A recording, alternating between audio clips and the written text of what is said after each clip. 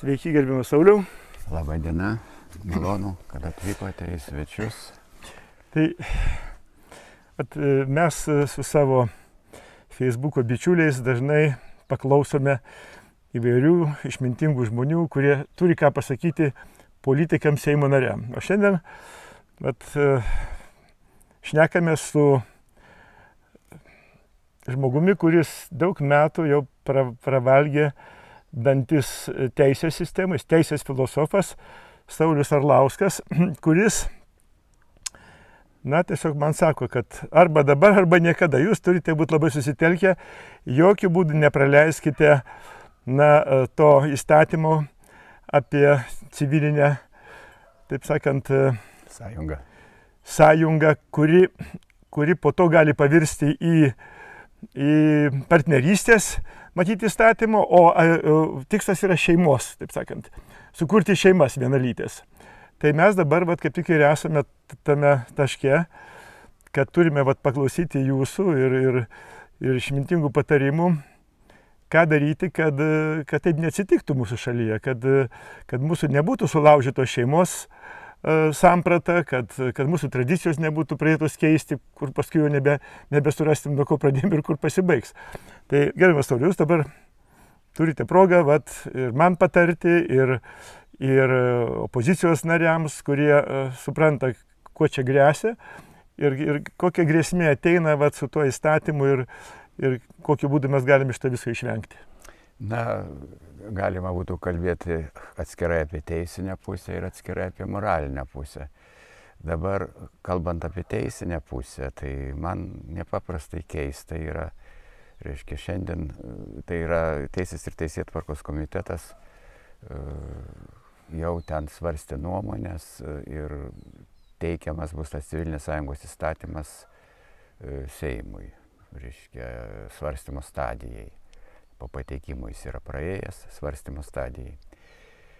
Bet tas civilinės sąjungos įstatymas man truputį irgi labai keista, kaip neužkliūva netgi Seimo nariams, kad ten, faktiškai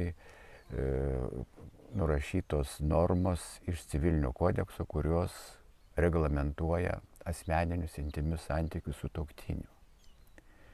Iš principo, su tuo civilinės sąjungos įstatymu norime įteisinti faktiškai santuoką, bet kitų pavadinimų. Visi santykiai, kurie numatyti tam civilinės sąjungos įstatymę tarp partnerių, tai yra vyro ir žmonos santykiai šeimoje, meilė, ištikimybė, abipusis, lojalumas ir panašiai. Tai dabar iš teisinės pusės kalbant, reikia labai aiškiai pasakyti, kad mūsų šeimos samprata, ne tik santuokos, bet ir šeimos samprata, konstitucinė šeimos samprata, yra vyro ir moters sąjunga. Bandoma motyvuoti oponentai, kurie sako, konstitucinė šeimos samprata yra neutrali lyties atžvilgių, nieko panašaus. Atseit Konstitucinis teismas taip išaiškino. Nieko panašaus. 19 metais iš tikrųjų Konstitucinis teismas sausio 11 dienos savo nutarime pasisakė, kad šeima yra neutrali lyties atžvilgių. Bet lyties atžvilgių gali būti neutrali. Pavyzdžiui, šeimoje miršta mama, lieka tėvas su sūnumi ar sūnumis ir šeima išlieka, taip. Bet gimimas tos šeimos tai yra biologinių pagrindų, moters ir vyro, ir vaikas, pats susiformavimas yra iš, biologiškai skirtingų lyčių toks šeimos susiformavimas. Ir Konstitucinis teismas nieko nepasakė, kad gali būti vienos lyties asmenys sukurti šeimą, pagal mūsų konstituciją. Šito jis nepasakė. Galbūt Dainius Žalimas turėjo galvoj šitą, bet jisai, šito dalyko neįrašė į patį konstitucinio teismo nutarimą. Ir dabar yra pakankamai labai miela, kad jūs mane čia kalbinate, aš dar niekur apie tai išsamei nekalbėjau, bet čia jau laikas ir Seime matyt pasakyti šitą dalyką, garsiai pasakyti, kad kokia pas mus yra konstitucinė šeimos samprata, pasisakė teismai. Reiškia, tais pačiais 19 metais, vasario ir kovo mėnesiais, buvo tokia byla dėl rašytojas, pasiekė Europos žmogaus teisų teismo Macatė prieš Lietuvą. Šitą bylą pasiekė. Ir ta, reiškia, rašytoja, žodžiu, kreipėsi į teismus, jos knyga ten, reiškia, buvo vaizduojami kaip aprašinėjama pasaka, kaip, reiškia, mylisi, reiškia, vienos lyties asmenis, skirta 8-9 metų vaikams. Jinai, reiškia, buvo, taip sakant, sustabdytas jos platinimas. Ten buvo apie 2 princus, taip? Taip, apie 2 princus. Buvo sustabdytas jos platinimas, jinai kreipėsi į teismus. Ir apylinkės teismas pasisakė, 18 metais, ten aš dabar mėnesį nepasakysiu, bet aiškiai pasakė, kad konstitucinė šeimos samprata yra vyras ir moteris. Jinai tada kreipėsi į apygardos teismą apeliaciją, o apeliacinis teismas bylą svarstė jau vasario mėnesį 19 metais, kai konstitucinio teismo sprendimas ten dėl užsieniečio vienos lyties šeimos gyvenimo Lietuvoje, reiškia. Tai jau buvo šitas priimtas. Ir konstitucinis teismas, ir nei apygardos teismas, nei aukščiausias teismas, paskui dar kasacinį skundą davė, nesikreipė į konstitucinį teismą paaiškinti. Nesikreipė. Reiškia, oficiali valstybės pozicija buvo tokia, kad, reiškia, 19 metais, kad pagal konstitucinę šeimos sampratą sudaro vyras ir moteris. Ir taškas. Nukeliavo šitą bylą į Strasbūrą, kreipėsi rašytoja. Strasbūras išsprendė ne Lietuvos naudai. Va čia yra didžiulė problema. Reiškia, žmogus, kuris atstovavo Lietuvos valstybę, jis paaiškino tai, ko nesakė teismai. Reiškia, teismų pozicija apie šeimą buvo valstybės pozicija ir tą poziciją reikėjo ginti. Atstovė, aš dabar nepasakysiu pavardės, bet atstovė, reiškia, Europos žmogaus teisų teismo teisėjam, pažiūrė, kad čia jau dabar išėjęs konstitucinio teismo nutarimas, kad čia jau keičiasi, kad čia vienos lyties asmenys gali sudaryti šeimą. Ir būtent dėl to, reiškia, tas Strasbūro teismas pasinaudojo ir tuo argumentu, aišku, ten ir kitais argumentais, ir, reiškia, nusprendė, kad Lietuva pažeidė vaikų teisės į informaciją apie tai, kad santykiai tarp skirtingų lyčių ir santykiai tarp tos pačios lyties yra ekvivalentiški. Čia jūs gal girdėjot mano klausimą, kur nors, aš jau ne pirmą kartą šitą dalyką sakau. Reiškia, tame tarp ir seksualiniai santykiai. Tai įsivaizduojat, aš nežinau, kokį protą reikia turėti, kad, reiškia, lytiniai santykiai tarp tos paties lyties asmenų ir skirtingų lyčių yra tokie patys. Tai čia yra, niekaip sveiku protu nesuvokiama. Bet apie tai po to sprendimo šalyje nebuvo jokių atgarsių, kažkaip tyliai viskas praėjo ir nebuvo nei pasipiktinimo, nei paaiškinta, kad atstovaujama šalis buvo visiškai ne valstybės lygių, o tik tai tam vienos mens nuomonė tam nulėmė. Nebuvo pasipiktinimo, čia reikėtų tą klausimą labai garsiai pakelti.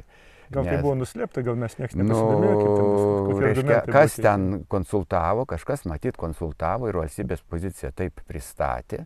Be kita ko, Egidijus Kūris teismo teisėjas puikiai žino konstituciją, ten, sakykime, tam atsatė prieš Lietuvą byloj, visiškai nepaminėtas 26 straipsnio 5 punktas, kad, reiškia, už vaikų auklėjimą, vaikai auklė savo vaikus pagal savo įsitikinimus, visiškai nepaminėtas, nors čia yra esminis klausimas.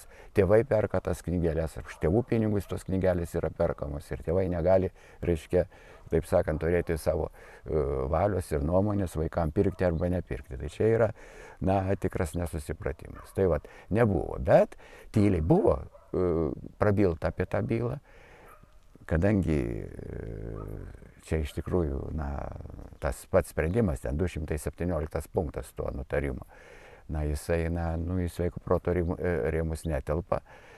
Tai prabilo, man atrodo, kultūros komiteto pirmininkas Juozapaitis, taip, reiškia, kad čia reikia tą keisti tą, reiškia, nepilnamečių apsaugos nuo neigiamos informacijos įstatymą keisti, bet paskui Šimonytė išgirdau, kad čia bus triukšmo daug, ir dabar, reiškia, Seime ruošiamas išbraukti šitą dalyką.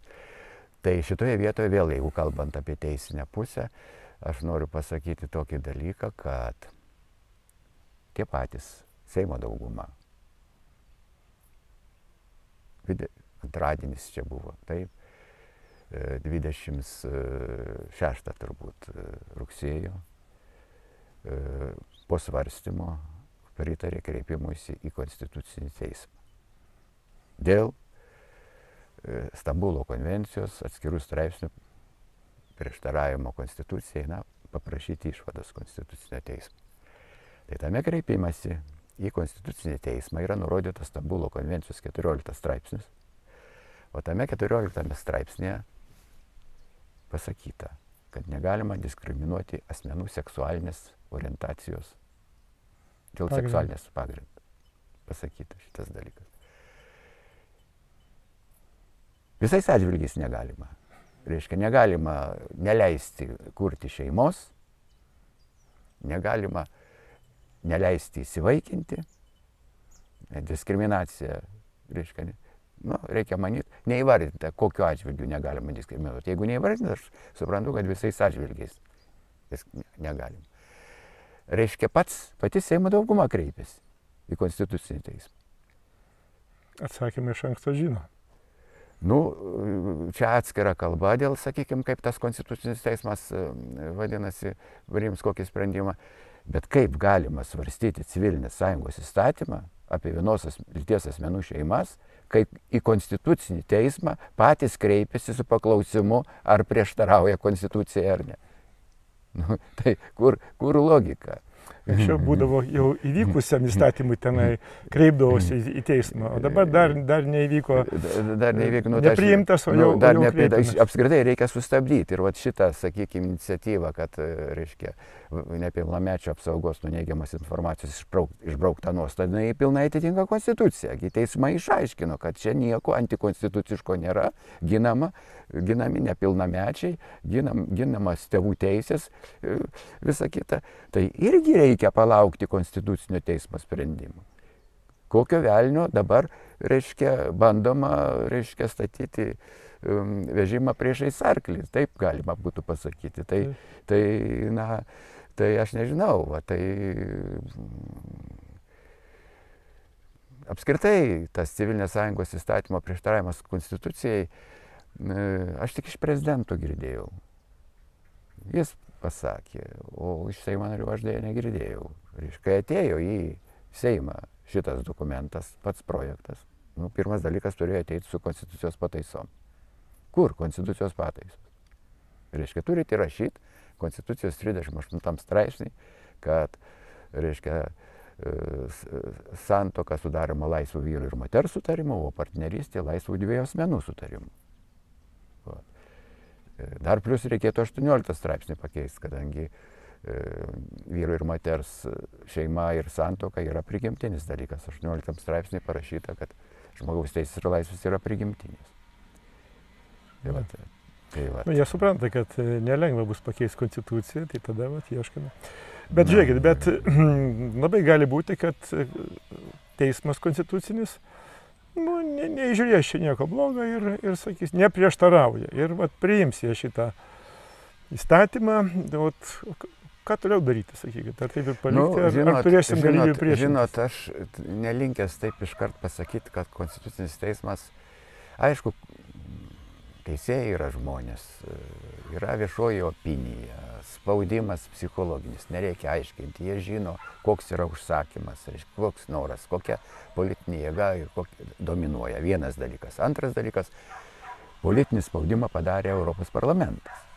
Reiškia, kada iš čia gegužės šių metų ten 23 dieną berods, reiškia, ratifikavo Stambulo konvenciją ir paragino visas kitas, reiškia, valstybės ratifikuoti. Tai kas čia yra? Čia spaudimas yra, paragino. Imkit jūs ir padarykit taip.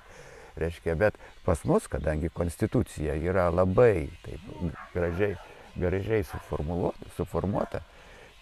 suformuluoti principai, vertybės, reiškia, tradicinė šeima, ten, sakykime, teisės prigimtinės. Vat, tai nepakeitus konstitucijos to padaryti negalima. Dabar jūs kalbate apie konstitucinį teismą, kad konstitucinis teismas gali, yra ten nurodytas ir 26 straipsnių 5 punktas. Parodė jie. Reiškia, valdančioji dauguma ar neprieštrauja šitam. O ten kalbama apie tai, kad tėvai turi teisę auklėti vaikus pagal savo įsitikinimą. Jūs dabar įsivaizduokit save, reiškia, Konstitucinio teismo teisėjo vietoje. Jam reikės pasakyti, kad tėvai negali auklėti savo vaikų pagal savo įsitikinimą. Reiškia, pastatytas Konstitucinis teismas į tokią situaciją, kad jam reikės pasakyti šitą dalyką, išaiškinti. Reiškia, tai jie ten turi tokių atstovų, kurie tą ko gero pasakys? Nu, yra, reiškia, iš kitos pusės aš noriu pasakyti tokį dalyką, kad kada kalba eina apie vertybės, konstitucinės vertybės, tai jau žaidžia žmonių įsitikinimai, tame tarp ir teisėjų įsitikinimai. Reiškia, kad yra tokių teisėjų, kurie, sakykime, gina vienos lyties asmenų sąjungas, šeimas, tai kaip Vytautas Mizuras, tai be abejo mes žinom. Na, kaip kiti mano, tai aš nežinau, kokios jų vertybinės preferencijos.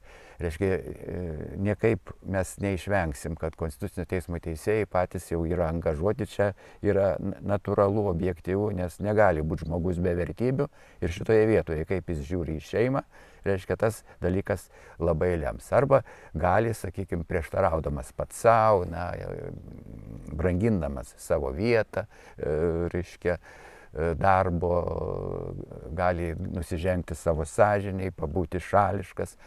Bet kitas reikalavimas yra Konstitucinio teismo teisėjams. Jie prisiekia remtis tik Konstituciją. Jiem Konstitucija yra šventas raštas. Reiškia, jeigu jisai ją iškraipo, čia be tokių ženklių iškraipimų Konstitucijos padaryti sprendimą Konstituciniam teismui neįmanoma. Reiškia, aš pavyzdžiui, aš negaliu pasakyti, gal jie suras ten kažkokių argumentų, bet aš jų nerandu. Reiškia, aš matau tik vieną kelią šitiem dalykam visiems - keisti Konstituciją. Buvo kažkas prabilo apie tokią iniciatyvą, reiškia, kad, kaip ją, gal referendumu keisti, ar tai Seime keisti, jeigu jau taip norima, sakykime, pereiti prie naujos vertybių skalės, prie kitos vertybių skalės, žengti tuo keliu, kur žengia ten kitos valstybės. Tai teisinis sprendimas yra tik tai toks. Žiūrėsim, kaip Konstitucinis teismas pasielgs. Šiaip tai dar vienas momentas yra, jeigu jau kalbėsim apie tą Stambulo konvenciją, kur ten yra gender arba tą lytis socialinių aspektų dabar vadina šitą dalyką, tai ten tas, reiškia, apibrėžimas yra pateiktas ir pateiktas taip, kad, reiškia, žmogaus, reiškia, socialinis vaidmuo, socialinė funkcija yra susitarimo dalykas. Nieko nuo biologijos nepriklauso. Tarp kitko, Vytautas Raskevičius, jeigu girdėjot, Seime dalyvavo, tai jis kaip filosofas kalbėjo Reiškia, pirmas dalykas, ką jisai pasakė, kad dvi lytis yra vyrai ir moteris, nu labai gražu, kad jis šitą pasakė, bet antra. Pataisė, padėjo švietimo ministrui. Antra, ką jisai padėjo švietimo ministrui, jeigu jis tas nežino, kiek lyčių. O antra, ką jisai pasakė, ne, o kai kalbame apie socialinę lytį, tai jau čia yra reliatyvų, čia jau gali motinos funkciją atlikti vyras. Nu, taip išeitų. Taip išeitų, reiškia. Tai va. Tai reiškia yra socialinis lyties identitetas arba lyties socialinių aspektų identitetas yra Stambulo konvencijų. Tai yra teisė faktiškai, teisės principas. Ir nėra apibrėžimų, nėra išaiškinimų. Reiškia, už tai mes ginčiamės, kas tas yra gender. Mes niekaip negalim suprasti. Nes ir neįmanoma išaiškinti moksliškai tokio dalyko, atskiriant, reiškia, biologiją, gamtą nuo sociumo. Nu, neįmanoma. Nu, žmogus gimęs jau nori, reiškia, daryti su savo kūnu. Žmonės pagundą turi kaip nors įkeisti, modernizuoti, reiškia, formas keisti ir visa kita gerai. Bet gamta yra gamta. Ir jinai savo dėsnius turi ir tu jų nepergudrausi. Nežinau, kiek dar milijonų ar milijardų metų žmonijai reikės mokslą vystyti, kad galėtų pergudrauti gamtą. Bent jau dabar pergudrauti gamtos tikrai nepavyks. Tas, sakykime, su COVID-u, jeigu pasižiūrėsim, reiškia, kažkoks tai mažas, reiškia, organizmėlis ir nieko negali padaryti. Jūs paminėjot COVID-ą. Irgi turėjom reikalų su konstitucija, kurios nuostata yra tai, kad prie žmogaus valią su juo negali būti atliekami jokie mediciniai eksperimentai.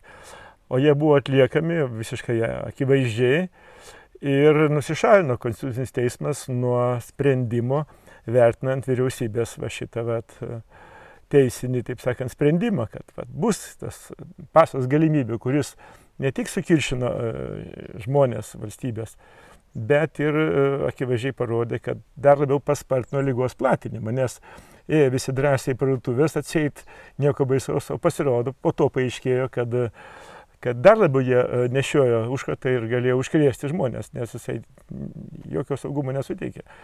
Į tą mes jau girdėjome, Europos parlamente buvo atsakymai į tos klausimus padaryti. Tai va, tai čiagi vėl turėjom, pilietinę poziciją teismo konstitucinio teisėjų. Vat jie parodė, kad jie išsigando to klausimą ir paliko čia maždaug. Jie turėjo savo poziciją parodyti, bet čia šitoje vietoje, aišku, konkuruoja dvi vertybės ir čia nėra toks trivialus klausimas. Aš pilnai suprantu žmogaus privatumą, laisvą apsisprendimą, bet yra ir kitas dalykas valstybė, jeigu pagal mūsų konstituciją žmogaus gyvybę saugo įstatymas. Valstybė turi padaryti visus žingsnius, kad žmogus nemirtų. Bet paskui paaiškėjo, kad pradžioje mus gąsdino, kad pasiskiepiję tikrai nesusirgsite. Kai pradėjom sirgti, tikrai nesunkiai sirgsite. Kai pradėjom sunkiai sirgti, tikrai nemirsite. Kai per pusmetį jau ten 1000 žmonių numirė paskiepytų, tada iš vis nebeliko jokių aiškinimų, nes pamatėm, kur patekome.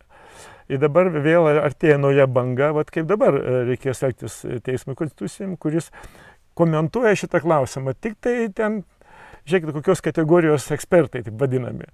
Nei mokslo akademija, nei mokslo taryba, jokių nuomonių neturi to klausimą. Nusišalinė yra. Tai, čia sunku patikėti, kad taip gali būti. Tai šitoje vietoje, aišku, Konstitucinis teismas, kai sprendžia pagal Konstitucinio teismo įstatymą, jis turi, reiškia, netgi pareigą neprimesti savo sprendimuose subjektyvių savo norų. Yra galimybė kviesti ekspertus Konstituciniam teismui. Tai kai jūs sakot, šitoje vietoje galėjo kviesti ir turėjo kviesti ekspertus įvairius, kuo įvairesnius, su vyresniom nuomonėm, išklausyti jų ginčą ir priimti kokį tai išbalansuotą sprendimą. Dabar, reiškia, tas, kaip čia padarysi, čia, ta galimybių paso, reiškia, politikai buvo ne tik Lietuvoje, bet, reiškia, kaip kovoti su tą, reiškia, iššūkis buvo didelis. Dabar jau gal pasimokėm, gal dabar jau kitaip bus. Aš atsimenu ten, kas švedai iš karto sakė, tegul serga žmonės. Ir jie kelis kartus mažiau patyrė mirčių perteklinį negu mes, kurie čia labai gelbėjom atseit ir 15 000 žmonių nugalabėjom, grubiai kalbant. Tik todėl, kad uždarėme, reiškia, žmonių judėjimą, nebeleidome ligoninės ir taip toliau. Apie taigi šnekėjo ir atsakingi žmonės šnekėjo apie tai, bet vėl.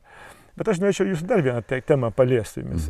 Vat jūs prieš daug metų buvote pakviestas ir pirmininkavote komisijai, kuri vertino tą garsėją Garliavos bylą. Bet ir šiandien žmonės sako, tokia nuomonė, kad ta byla taip ir liko neįspręsta ir nepabaigta. Ir šiandien šleifas, tas juodas šleifas, tas velkasi. Vat jūsų nuomonė, vat, dėl ko taip atsitiko ir ką čia, ar čia nebėra jokių vilčių tą teisingumą surasti, ar dar vilties yra, kad teisybė paaiškės toj byloje?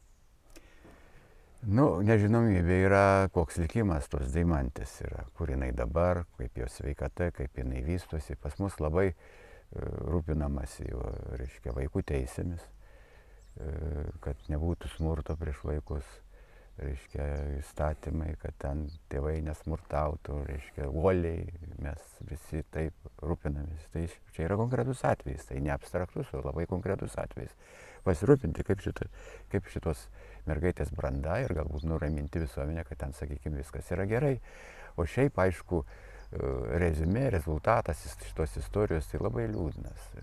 Aš netgi pasakyčiau liūdnas ne tik ten Venckieniai, bet jis liūdnas ir Stankūnai. Tai reiškia kažkur gyvenimas praktiškai sugadintas ir vaikui, ir jai, ir tas, reiškia, tylėjimas, neatstatymas visų šitų dalykų, reiškia, nesugrįžimas prie to, aš manau, nieko čia gero. Jis tiek klausimas išlieka. Aš dažnai, reiškia, prisimenu ir pasakysiu, man skauda širdį vis dėl to vaiko, dėl jo likimo ir dėl to požiūrio į tą vaiką.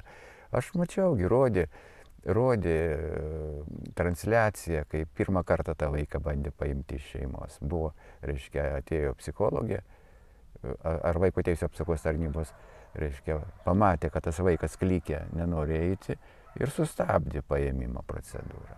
Reiškia, o toliau, reiškia, truks prieš reikia paimti. Na, ką darė, dar ką darė, tai leido tai mamai Stankūnaitei susitikinėti su tuo vaiku. Jau viskas buvo, tas vaikasgi neatstumėm, viskas buvo labai gražiai ir to šeimoje dalyvavo. Nu, reiškia, dar būtų mėnuo kitas ir ko gero ten, nu, yra skausmai, ten kažkas nukentėjo, visa kita, reiškia, didžiuliai skausmai, dar vienas kitas mėnuo ir galbūt viskas būtų išsisprendę, tas vaikas pats būtų išėjęs pas tą savo mamą, kokio velnio reikėjo, reiškia, sukurti tokį, reiškia, šturmą ir padaryti. Na, iš principo parodyti prievartą. Na,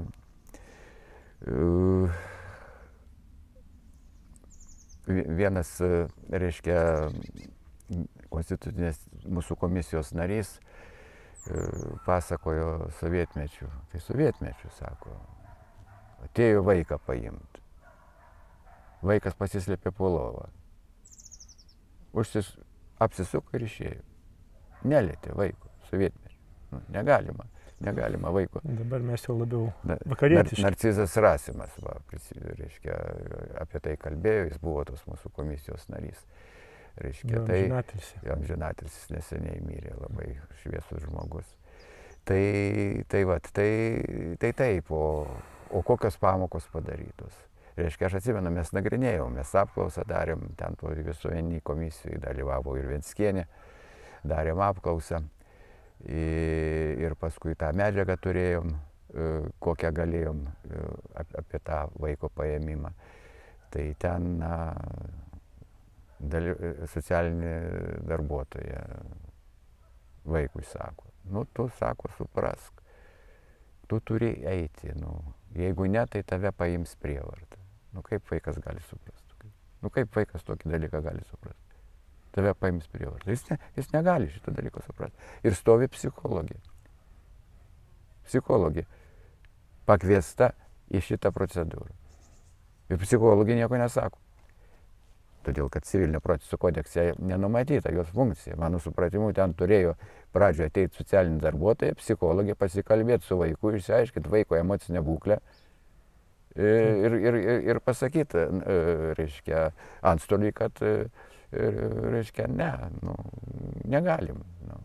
Ir viskas, jeigu mes rūpinamės vaiku. Reiškia, tas reiškia, paėmimas, bandymas tą istoriją nutildyti tokiu brutaliu būdu, na, manau, padarė didelį žalą. Nu, ir paskui žmonės sureagavo, išrinko, sakykime, į Seimą drąsos kelią, taip, na, ir atitinkamai sureagavo žmonės. Nu, jau primiršo, bet aišku, kiekvienas kažkur širdies gelmėse, tas, kuris matė. Buvo tokių, kurie netikėjo. Nu, tai tie netikėjo, tai jiem gal ir nieko, bet masė žmonių matė, kaip reiškia, kaip visas situacija tenai. Jo, ir jūs turbūt sutiksite, kad turbūt nieko nėra blogiau, kaip įteisinimas neteisybės. Vat įvyko, supranta visi, kad nebuvo įspręsta iki galo, nebuvo surasta tiesa, bet maždaug, mes pasakėm, tai bus viskas. Nu, vien toj vietoj, kur visi matė, kad vaikas ne pats išėjo, ištempė, reiškia. Nu tai jau šitoje vietoje jau buvo pažeistas, taip sakant, jo teisės, reiškia, prievarta buvo vaikas išneštas. Tai vien šitoje vietoje, ką jau kalbėti apie kitus momentus ten dėl tų nužudimų, visų kitų, kurie ten buvo maždaug, kiek ekspertų įvairiausio nuomonio, niekas jų neklausė. Ir tas netiesos jausmas žmonėse liko. Nes ten, reiškia, tą bylą nutraukė dėl to paėmimo, reiškia, Venckienė ten kreipėsi į prokuratūrą, tai ten parašė taip, kad prievarta buvo pavartota proporcinga tokia, kokia reikalinga vaikui paimti.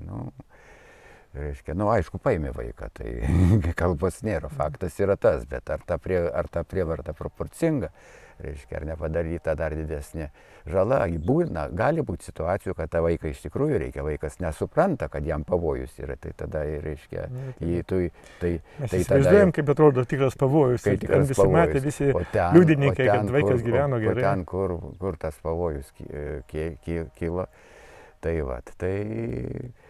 istorija liūdna, aišku. Jo, ir jūsgi irgi jaučiate, kad jūsgi esate tos bendruomenės teisininko narys. Jūs puikiai matote, kad tie nariai bendruomenės ne visi, reiškia, siekia tos tiesos iki galo išaiškinimas, nes matyt turi savo tam tikrų motyvų. Paliekam kaip yra. Ir kai tas tvyro, o matome, kad Lietuvoje tas pasitikėjimas, reiškia, teismais dėja nėra pats geriausias, jeigu ne pats prasčiausias Europos Sąjungai dabar, tai nuo ko reikia pradėti? Ar nuo atgailos kažkokios, tai reiškia visuotinės, ar nuo kažkokių, tai, sakysim, susitarimų, nes žmonės bėga iš Lietuvos ne tik tai dėl to, kad ekonomika prasta, bet dėl to, kad neranda čia tiesos.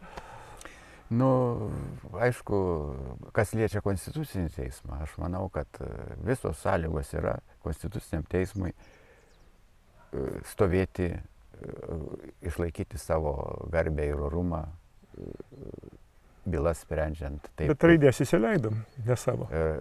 Raidės įsileidom. Aš čia šitos, reiškia, problemos, taip sakant, įdėmiai nestebėjau, bet irgi greičiausiai buvo taip, kad, reikėjo, masė yra protestuojančių, reikėjo konstituciniam teismui irgi labai ramiai, kad būtų ramus, pasikviesti specialistus, visus ekspertus ir galbūt paskui paviešinti, kokie ekspertai dalyvavo, kas kaip pasakė. Dabar nutarime mes matom, reiškia, nuogą formuluotę, reiškia, ekspertų, sakykime, pateiktos išvados, aš nežinau, gal galima su jomis susipažinti ar ne, negaliu pasakyti kaip, bet jeigu žmonės mato, kas liečia kalbą, tai irgi šventas dalykas. Kas liečia kalbą, tai irgi šventas dalykas, nes kalba yra dvasia. yra žmogaus dvasia. Ir va dabar, jeigu mes paimsim tą Stambulo konvenciją, tai gerai, kad Konstitucinis teismas gavo, reiškia, paklausimą dėl 14 straipsnio. Ar neprieštarauja Stambulo konvencija lietuvių kalbai. Lietuvių kalboje mes sėdim ant suolo. Čia suolas, jis vyriška giminė, taip, telefonas. Skameika. Akmuo, skameika, ir rusiškai medis, reiškia, gėlė. Taip, tai yra moteriška. Tai, nu gerai, nežinau kaip išaiškinti, nes tą bipolariškumą, skirstimą lyčių į vyrą ir moterį, kiekvienas lietuvis gauna iš kalbos, savo dvasių, jis natūraliai gauna. Ir dabar, jeigu jie pasakys, kad galim, aš įsivaizduoju, vienintelis būdas būtų, kad kalba gyvas, reiškia, procesas, gali vystytis, gali atsirasti naujos, reiškia, lytis ar nauji žodžiai, reiškia, belyčiai kažkokie žodžiai, gal tik tai taip, nu tada, reiškia, kitas dalykas, bet supraskim vieną dalyką, kad kalba atsirado nuo akmens amžiaus ar nuo tų laikų ir kalba atspindi adekvatų santykį su aplinka. Jūs teisingai pastebėjot, kad žmogus per žodį, per kalbą ir mato pasaulį. Vat atvažiavo, aš pats mačiau, kad atvažiuoja žmogus iš rytų šalies ir eina į tualetą, vyras. Ir jisai eina ten, kur pakabinta saulė. O ten buvo saulė ir mėnulis. O tuo metu, aš mačiau ant durų. Jis eina, aš jau sakau, sakau, čia yra vyrų tualetas, ten, kur mėnulis. Ne, sakau, saulė yra vyras, aš einu ten, man reikia tualetą. Sakau, ne, jums reikia ten į mėnulį. Tai paaiškėjo, kad jų kalboje mėnulis yra moteriška giminė, o saulė vyriška giminė. Mūsų atvirkščiai. Jeigu mes su jais bendraujame, reiškia, norim kažką įsiaiškinti, tai šito nesuprasdami galim niekuomet nesusitarti. Tai kai mes šitoj savo kalboje leidžiame tokius dalykėlius, jau dabar matome, kad jie eisi toliau jau dabar. Vieną pralaužė, reiškia, sienelę, tvorelę, antrą, paskui jau ir griaus sienas, kadangi, jau tai nieks nebesipriešins. Lygiai taip pat šeimą mes turim stovėti mirtinai, kad nepajudinamai būtų. Nes jeigu paaiškės, kad mama gali būti ir vyras, tada ir prasidės nesąmonės. Ta mes globalistų ateime į mūsų šalį ir matome jų tas idėjas, kad sujaus žmonėm protą, o paskui daryti, ką nori su jais. Dabar žiūrėkit, reiškia, iki ko mes nusiritom. Seimo pirmininkė Čmilytė Nilsen pasikvietė mokinius. Ir mokiniai, jinai mama yra, taip, jinai ne vieną vaiką turi, ir jinai vaikų paklausė, ko jiems reikia mokyti. Reiškia, vaikai moko tėvus. Reiškia, auklėja tėvus. Dabar, šiandien aš jau skaitau, kad čia vaikai, reiškia, pasipiktinę, kaip čia yra. Tai reikia konstituciją keisti, parašyti. Vaikai auklėja savo tėvus pagal savo įsitikinimus. tai vat ir kur žengia. Kuriuos formuoja vakarų, reiškia, debesis. Debesis, reiškia, šitas seksualumas. Dabar dėl seksualumo, jeigu paimsim filosofiją, čia irgi niekas nešneka. Kodėl drovumas atsiranda, gėda kodėl atsiranda. Man atsakymą davė toks garsus filosofas Hėgelis, Adomas ir Ieva. Apsirengė. Kodėl apsirengė? Ne todėl, kad šalta jiems ten pasidarė, bet todėl, kad jie pamatė, jog jie nuogi. Sugėdino juos. Sugėdino. O dabar, kada žmogus turi gėdos jausmą, drovumas, gėda, stabdys yra jam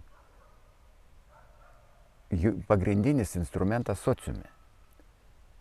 Gėda, drovumas jį stabdo, klauso jisai, ieško atsakymų, koks elgesys yra norma, kaip galima elgtis, kaip negalima elgtis. Ir mes dabar ugdymo programoje norime padaryti taip, kad jau pirmokas pamirštų drovumą. Tai ne tik pirmokas, dar anksčiau. Nuo darželio. Darželėje Nu, jau čia yra leisti jam. Čia yra Man pasakoja vaikų darželio, reiškia, vedėja, ar direktorė dabar vadinasi, tai jinai sako, ateina mama ir sako, kodėl mano sūnui nėra, reiškia, uždangos vietos, kuris gali nueiti pasimasturbuoti. Tai sako, palna, prie ko čia dabar? Taigi sako, ką jūs nežinote, čia jau, tas jau dabar turėtų būti priimta pas jūs. Tai jinai labai buvo nustebusi, kad mama, reiškia, turi tokį, taip sakant, klausimą atėjusi, kuris jos akimis turi būti išspręstas greitai. Padarykit uždangą, kad mano ten sūnelis užėjęs galėtų pasimasturbuoti. Vaikų darželį. Jis sako, kas toliau tada? Tai sako, čia yra vakarų ideologija šitą naujoji, globalistinė, kurie čia viską keičia pas mus ir būtent pradeda nuo to, kas yra arčiausiai žmogaus. Lytis, kalba, o paskui sako, bus Lietuva be sienų, mes čia visi judėsim, maišysimės. Tai jeigu mes tą padarytumėm su organizmu gyvų tenai, organus be sienų, be sienelių, be odelių padarytumėm, susilietų viskas ir žmogus liktų pliurzė, nieko neliktų. Tai dabar jie tą daro iš pasaulio. Taip, ir tas vakarų civilizacijų vyksta ir jau pranašavo toks buvo Špengleris, filosofas, kad, reiškia, Europos sutemas arba pabaiga kultūrinė. Vat šitas individualizmas atėjo su protestantizmu ir dabar jis radikalizavus, jau pasiekė paskutinę stadiją, o toj paskutinėje stadijoje, reiškia, kiekvienas aš esu absoliutas, esu Dievas. Man nieko švento nėra. Aš esu pats savo autoritetas. Man kitas negali būti autoritetas, reiškia, pagrindinė mintis. Ir ta mintis yra žudikiška, nes jeigu aš, reiškia, užsidarau savyje, aš tada nebematau, kadangi aš pats nesu Dievas, aš esu tuščias, aš esu tuštybė, esu niekas palyginus dulkelį, jeigu pasižiūrėsim į kosmosą. Tai čia yra nelaimė. Va, ta vakarų civilizacija, tas liberalizmas dabar, kada kalba apie religijos atmetimą, reiškia, į paraštės, čia uoliai, reiškia, rašinėja apie Dievą, čia bažnyčia, visa kita. Daug kas rašinėja. Bet jiem paprastą klausimą reikia užduoti. Iš kur tu žinai, kad Dievo nėra? Kas tau? Jis paklaustų, iš kur jūs žinote, kad Dievas yra, reiškia, prasidėtų nesibaigiantis ginčas. Nu, tai tada atsakymas yra toks. Jeigu taip aš nežinau, o Dievas yra ar nėra, tai geriau aš skaitysiu, kad jis yra. Jo, ir šitą klausimą, tarp kitko, vieną knygą radau prieš kurį laiką, galbūt dar nėra 100 metų, jisai buvo užduotas patiems didžiausiam pasaulio išminčiams. Ten buvo gal vos ne 100 apklausti, yra Dievas ar ne. Tai pasirodo, kad didžioji dauguma, reiškia, sakė, taip yra.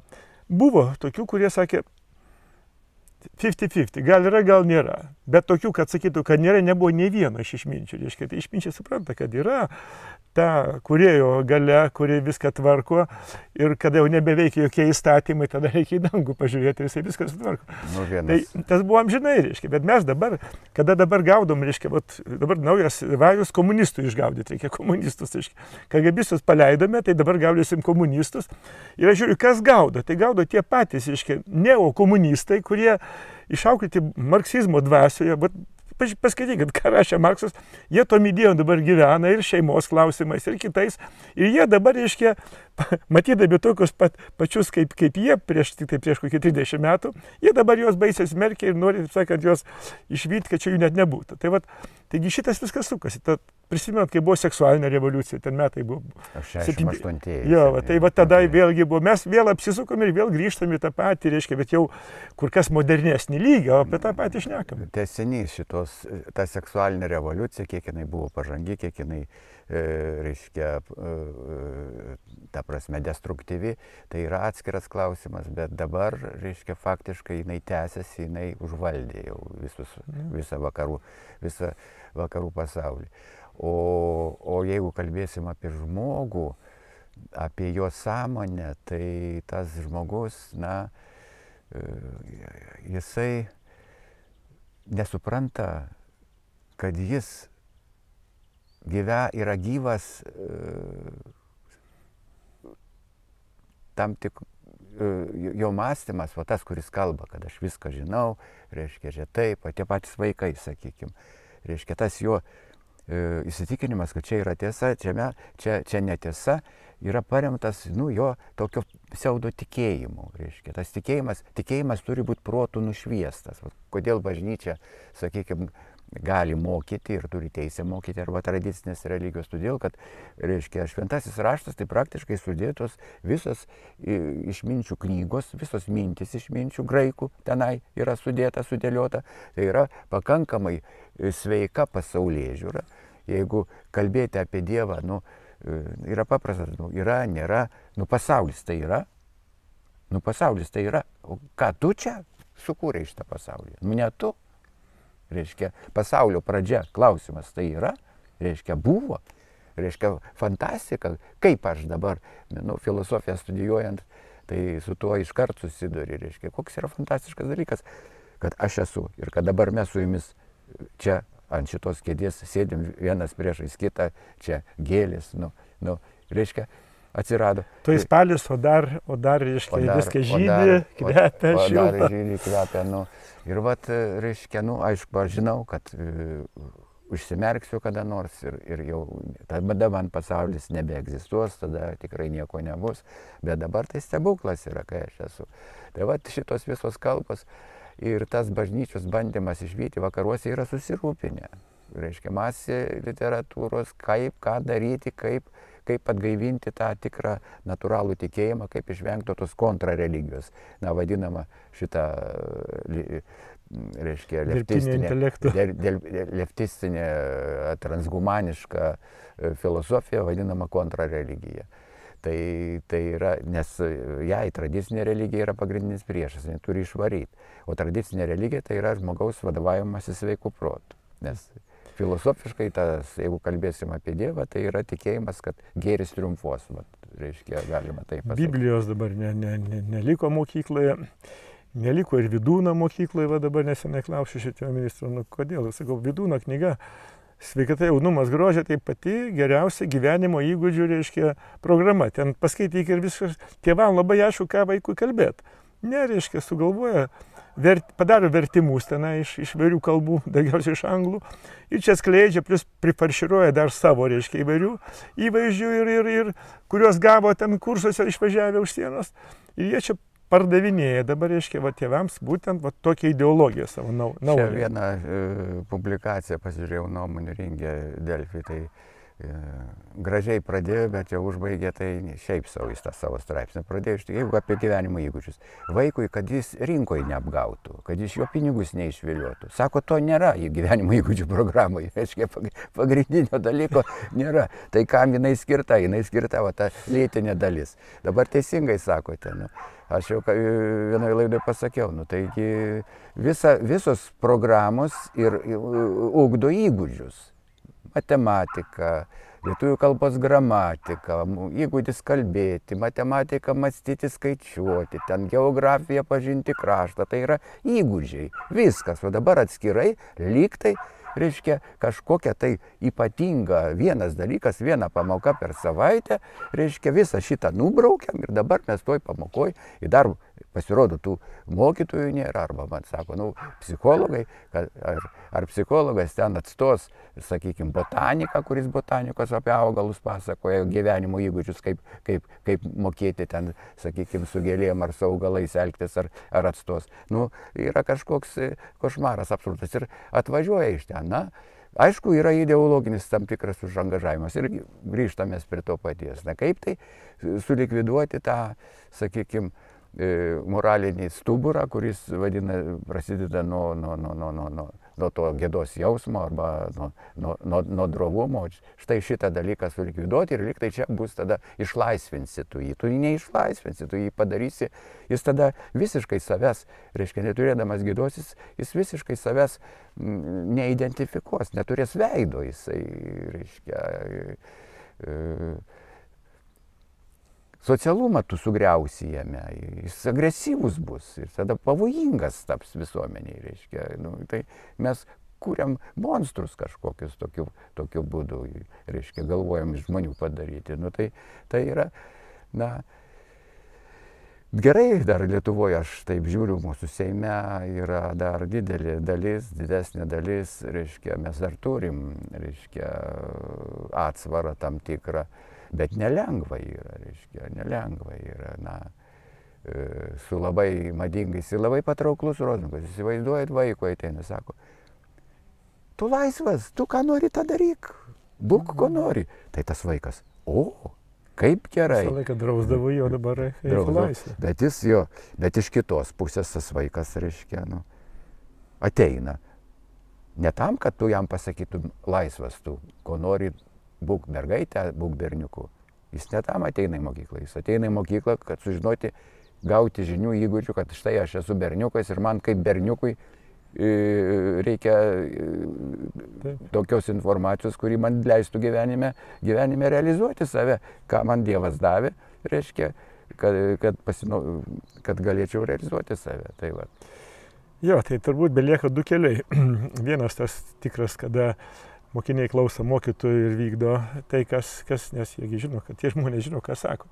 O kitas, nudegti taip, kad paskui, reiškia, kitas iki žinom, kad nekišk rankų į ugnį. Tai mes dabar einam tuo keliu, nudegsime gerokai ir tada vėl taisysim klaidas. Žinot, gal galima sustabdyti šitą visą beprotystę? Šiandien aš irgi nugirdau, yra problema su mokytojais, taip. Na, mokytojai streikuot ruošiasi. Ir trūksta jų, ir jau sensta. Ir jau trūksta, sensta. Vyrų ten nebelieka. Jeigu jau košmaras yra pamokoje, turiu draugą mokytoją, pasako, jis talentingas yra, tai jis susitvarko. Reiškia, kaip talentingas mokytojas, jis netgi su chuliganais vadina į tą grupę. Pas chuliganus šiandien turėjau pamoką, bet sako, jie taip viską klausė, taip viskas gerai buvo su jais. Vat, tai stresuoja mokytojai ir į tokią, jeigu ten dar pradėsim, reiškia, vaikams tas smegenėlės, reiškia, atimsim auklėjimą iš tėvų ir pradėsim vaikus auklėti nuo pirmos klasės ten toj mokykloje, tai nenorės net lysti tą mokyklą. Ta mokytojų profesija pasidarys pačių baisiausių dalykų tada. Kokio velnio eit, reiškia, į tą mokyklą ir kankintis tenai ir pasakoti tokius dalykus, kuriais aš pats netikiu, reiškia, ir piršti papasakoti arba aukštųjų mokyklų dėstytojams. Aš nežinau kaip dabar. Dar aš, ačiū Dievui, atidirbau, buvo galima kalbėti. Bet dabar, jeigu jiem reikia, niekaip, kas yra gender, aš nežinau, kur perskaityti. Aš negalėčiau taip paaiškinti, kad, reiškia, studentas patikėtų. Aš atsimenu. Sako Šimonytė, dabar jau yra naujas vertimas, pasiskaitykite, ten jau aiškiau parašyta. Nieko, aname vertime buvo labai teisingai išversta, socialinė lytis. Dabar jie nori biškį susvelti lytis socialiniu aspektu ir lytis biologiniu aspektu. Atseit, čia tik tai aspektai skiriasi. Gerai, skiriasi aspektai, bet jūs, reiškia, vis tiek tą socialiniu aspektu traktuojat, ką, sakykime, Raskevičius Seime sakė, traktuojat kaip nuo biologijos nepriklausantį. Ir kas, kad jūs pavadinot lytis socialiniu aspektu. Tai geriau sakykit, socialinė lytis ir viskas. Tai bus kaip buvo, taip ir aiškiau, taip ir bus aiškiau. Neturime. O jeigu neaišku, sako, reiškia, premjerė, tai žiūrėkite į tekančią upę ir ten plaukia lytis ir aiškinkitės, kas tos lytis yra. Iki to atėjome. Tai žiūrėkit, tai labai ačiū, kad jūs savo išmintim pasidalinot su žmonėmis, kuriem duota teisė spręsti valstybės likimą. Aš manau, kad mano kolegos pasižiūrės tai, ką jūs sakote. Ir ne tik opozicija, bet ir valdantieji turbūt pradės galvoti, kurie suka valstybės, reiškia, kursą. Manau, kad negalima čia leisti. Aš vieną pabaigai norėčiau tokią mintį, sakykime, dabar nukeliavo tą Stambulo konvenciją į Konstitucinį teismą. Aš jau sakiau, kad ten Konstitucinis teismas dirba ne tuštumoje, ne vakuume, jis girdi pulsą, kas vyksta. Ir, reiškia, kad būtų tam tikras koks tai pagalba Konstituciniam teismui, aš pasakyčiau, iš opozicijos. Pagalba Konstituciniam teismui, kad jam būtų lengviau būti nešališkam. Reiškia, kad opozicija kokiu tai būdu irgi, sakykime, sektų, dalyvautų, reiškia, ta prasme, teiktų, reiškia, atitinkamas savo nuomonės apie tuos dalykus, ne vien tik tai, jeigu, sakykime, dabar atstovaus tik tai Laisvės partija šitą Seime arba liberalai, ten Eugenijus Gentvilas, tai aš kaip minėjau, čia yra pasaulėžiūros dalykas susijęs su vertybėmis, tai savo įsitikinimais ir vertins, ir apie tai kalbės ir savo. Tai vat, reiškia, koks yra kelias. Aš ten pastebėjau, kad, reiškia, yra, sakykime, reiškia, pareiškėjas Konstituciniam teisme vadovauja, pareiškėjas šiuo atveju, kas Seimo narių grupė, kurie kreipėsi į Konstitucinį teismą. Na ir aš bandžiau su teisininkais aiškintis, o kas šiuo atveju yra suinteresuotas asmuo. Kas turi teisę atstovauti suinteresuotą asmenį. Suinteresuotas asmuo dėl šitos, reiškia, Stambulo sutarties yra Lietuvos žmonės, taip, kad būtų Konstitucijoje taip, kaip geriausias variantas. O kas Lietuvos žmonės atstovauja?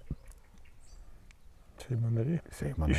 Seimo nariai. Tai vadinasi, šiuo atveju reiktų, kad, reiškia, ir turintis priešingą nuomonę irgi dalyvautų tuose, reiškia, diskusijose tame, kaip, sakykime, jau šito suinteresuoto asmens atstovai, sakykime, ar vieni iš atstovų. Supratau, kad palikti taip, aišku, negalima, nes tada sprendimas bus akivaizdus. Sprendimas jo, nes čia yra, kaip dabar iš mūsų pokalbio išaiškėjo, jau lūžis pasaulyježiūroje ir mes ant, sakykime, kryžkelis esame. Mes esame kryžkelis. Sugrįžti bus labai sunku, jeigu...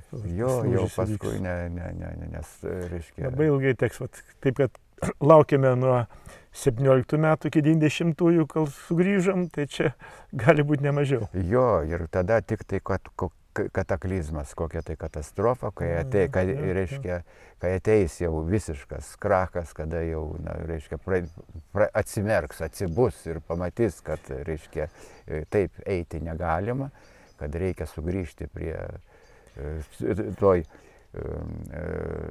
Sovietų Rusijoje po revoliucijos, taigi irgi buvo bandymai, sakykime, tą seksualinę revoliuciją padaryti, bet labai greitai susigrėbė, kad čia yra,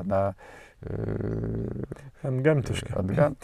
Jo, ir kada jau bus viskas nušluota, tada tikrai pamatys, kad tik tai vyras su moterim gali kažką čia atnaujinti, o šitie vyrukai susiporavę tikrai nežinos, ką daryti. Tai ačiū už pokalbį. Ačiū jums. Būkit sveiki. Ačiū. Kad jums čia viskas žaliuotų taip gražiai ir kad būtumėt sveikas. Dama, o čia kažkur išėjus pas kaimynę, daug darbo turi su tais gėlynais. Gal arbatos užeisit? Tai ačiū. Galime išgerti arbatėlės.